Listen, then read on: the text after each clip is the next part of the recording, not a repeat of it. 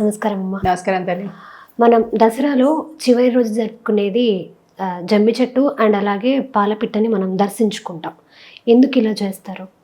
జమ్మి చెట్టు అంటే కనుక జమ్మి చెట్టు మొదల్లో ఉండేది అపరాజితాదేవి, అలాగే అగ్నిస్వరూపం.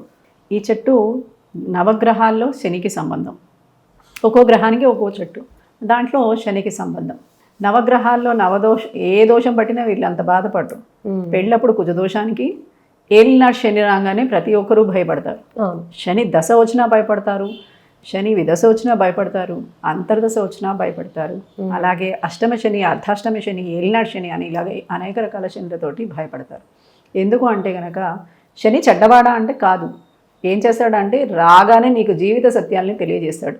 నీ చుట్టూ నా చుట్టూ ఓహో ఏహే అనుకుంటూ ఉంటాం మనం. నాకేంటి, నేను ఇంత సంపాదిస్తున్నా, ఇలా ఉన్నాను, అలా ఉన్నాను, నాకు ఎవరైనా ఇట్లా అంటే పలుకుతారు అని అనుకుంటాం.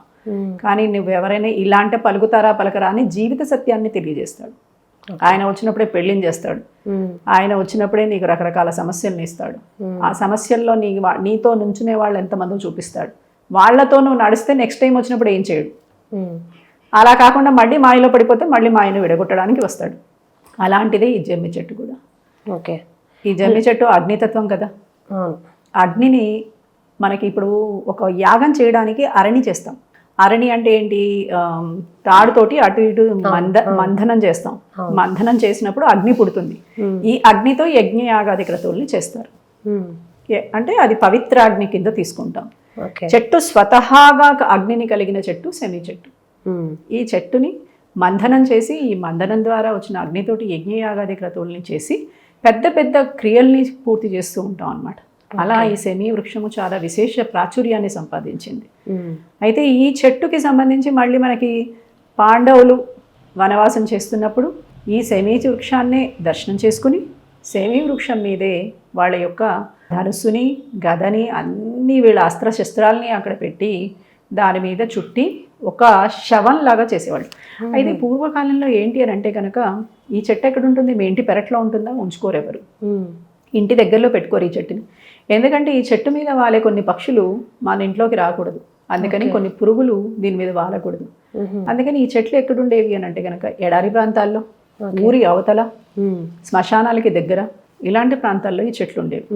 పూర్వకాలంలో ఒకానొక సమయంలో ఏంటి అని అంటే కనుక ఈ చెట్టుని ఎలా వినియోగించుకునే వాళ్ళంటే శవాన్ని పాతి పెట్టడానికి అప్పుడు భూమిని వినియోగించేవాళ్ళు కాదు. ఈ శరీరాన్ని కూడా పక్షులు తినాలి అని చెప్పి ఈ చెట్టు మీద పెట్టేసి వెళ్ళిపోయేవాళ్ళు. అలా బట్ట చుట్టి పెట్టేసి వెళ్ళిపోతే శవం అనుకుని ఎవరు ముట్టుకునేవాళ్ళు కాదు. అందుకని ఎప్పుడు శమీ చెట్టు దగ్గరికి వెళ్ళి అక్కడ కూర్చోవడం కానీ, అక్కడ వెళ్ళి దాంతో ఏదైనా పూజలు చేయడం కానీ ఇలాంటివి చేయకుండా ఉంటారు. అయితే ఇదేమన్నా మనకి చెడు చేస్తుందా అంటే కాదు. శమీ చెట్టు ఆయుర్వేద ప్రకారంగా మనకి చాలా మేలు చేస్తుంది. ఒకానొక కాలంలో ఇలా జరిగినా ఆ తర్వాత కాలంలో వీళ్ళు అర్జునుడు, పాండవులు ద్రౌపదితో కూడి వీరి ఆయుధాలని అక్కడ పెట్టుకుని వెళ్తే వీరు విరాటరాజు కొలువులో వీరి అజ్ఞాతవాసం చక్కగా పూర్తి అయింది, విజయాన్ని సంపాదించారు. గోగ్రహణ సమయంలో వీరు బయటికి రావడానికి ప్రయత్నం చేస్తే ఎలా అయినా వీళ్ళ అజ్ఞాతవాసం పోతుంది అని దుర్యోధనుడు ఎలా అయితే ప్రయత్నం చేస్తాడో అప్పుడు శమీ వృక్షాన్ని దర్శనం చేసుకుని తన ధనుస్సుని తీసుకుని యుద్ధానికి వెళ్ళడం వల్ల ఆ యుద్ధాన్ని గెలవడమే కాకుండా ఆ తర్వాత వీరి యొక్క అజ్ఞాతవాస సమయం కూడా పూర్తవుతుంది. ఓకే, అలాగే మనం జమ్మి చెట్టు ఆకుని బంగారంతో పోలుస్తాం. ఎందుకు ఇలా పోలుస్తారో చెప్తారా? తప్పకుండా. మనకి ఆయుర్వేద ప్రకారంగా దీనికి ఇంకొక పేరు ఉంది. మనకి శాస్త్రీయ నామం అరణి అయితే మనకి దీని ప్రకారం కూడా ఇంకో పేరుంది. ఏంటి అంటే సురభి బంగారము అంటారు. అంటే ఈ చెట్టు యొక్క ఆకులు మీకు బాగా అజీర్తి చేసింది, వాంతులు వస్తున్నాయి, ఎలాగో ఉంది, అసలు కడుపంతా పిండేస్తూ ఉంటుంది చూడండి. ఆ టైంలో సడన్గా మీకు ఏమీ తోచదు, ఒక రకంగా చీకటి కమ్మేస్తూ ఉంటుంది, పడిపోతామేమో అనిపిస్తుంది. ఆ సమయంలో కనుక ఈ జమ్మి చెట్టు ఆకుల్ని రసం పిండేసేసి కొంచెం నీళ్ళలో తీసుకుంటే అజీర్తి అంటే ఆ రకమైన దోషం పోతుంది. ఆ దోషం పోవడమే కాకుండా మనకి స్వాంతనిస్తుంది ఇమీడియట్గా. ఇదే కాకుండా దీని యొక్క వేరుని, బెరడుని, చెట్టు యొక్క కాండాన్ని ఇట్లా అనేక రకాలుగా మందుల్లో వినియోగిస్తారు. అందుకని ఇది సురభి. సురభి అంటే ఏంటి? మీరు ఎన్ని పాత్రలు పట్టుకెళ్ళినా, ఎంత పాత్ర పట్టుకెళ్ళినా అంత పాత్రని నింపుతుంది సురభి అంటే. ఆవు పాలు.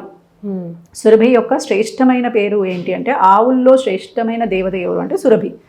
అందుకని ఆమెని మనం ఆరాధన చేస్తాం గోవుగా. గోవు రూపంలో స్త్రీ రూపంలో ఉంటుంది, వెనకాల ధేనువు ఉంటుంది.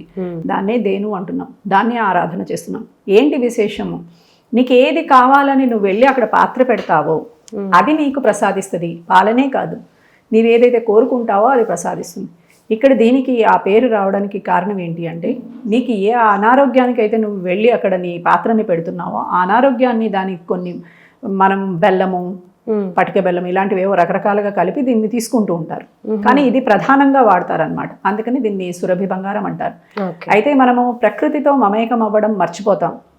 రోజు ఏదో ఒక పనులలో పడిపోయి మనం రోజు చెట్టు దగ్గరికి వెళ్ళి కూర్చోం కదా, ఆ చెట్టు ఎక్కడుంది, ఊరవతలుంది, వెళ్ళి అసలు చూడము. అందుకని బంగారు రూపంలో మీకు ఇవ్వడం వల్ల ఏంటి అంటే, ఇది ఈ చెట్టుని కాపాడుకోండి, ఇది మీకు మహావృక్షమే మిమ్మల్ని ఎల్లప్పుడూ కాపాడుతుంది.